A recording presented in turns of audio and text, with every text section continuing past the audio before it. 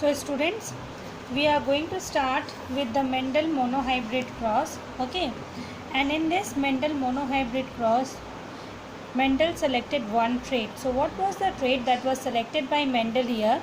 It was the character which was selected, or the trait which was selected was the height. Okay, so Mendel selected tall pea plant. Okay, and it was homozygous tall, means containing two capital T, and this tall plant, it was of pure tall. Why? Because it contains two capital T. Okay, next it selected also the dwarf plant, and it is also a pure dwarf since it contains two small t, or the homozygous gene responsible for the dwarfness. Okay, now in the next step, so this is called the F1 generation. In the next step, the gametes will segregate. You all know that in the process of meiosis, the gametes become reduced. It contains reduce the number of chromosomes that of the parents. So TT segregated out, and during fertilization, capital T small t united together to form a hybrid tall. So you all can see the tall T when crossed with dwarf plant, okay, pea plant, you all get to see a F1 generation which contains the hybrid tall. Why we are calling it as hybrid tall? Because it is not a pure tall. Why?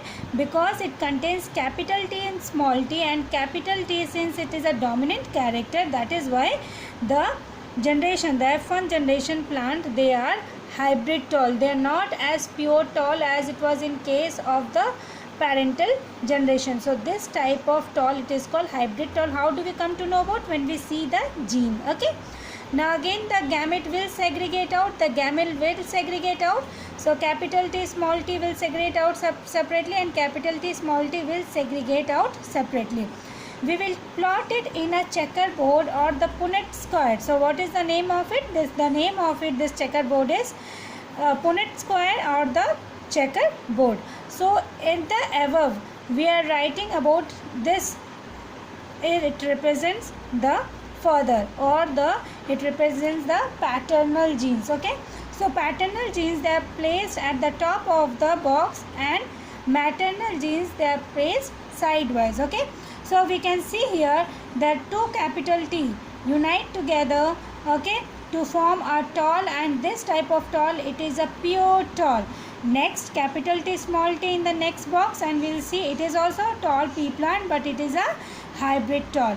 Next, we will see capital T small t unite together to form the tall pea plant, but it is also a heterozygous tall, and at last we get the two small dwarf plant. Okay, that it contains two small t. So pure hybrid. Now phenotypic ratio, it means what you see from the above, what you can see physically. So if we see physically without seeing the genes, we'll get three tall plants. Okay, capital T, this is a pure tall, then we'll get the two hybrid tall. So how many tall plant? 1, 2, 3.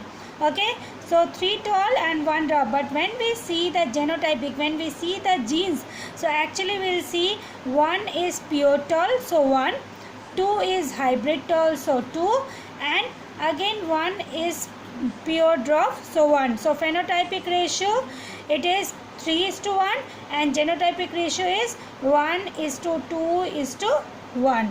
So thank you class for monohybrid cross. Next class we will do the dihybrid cross. Thank you.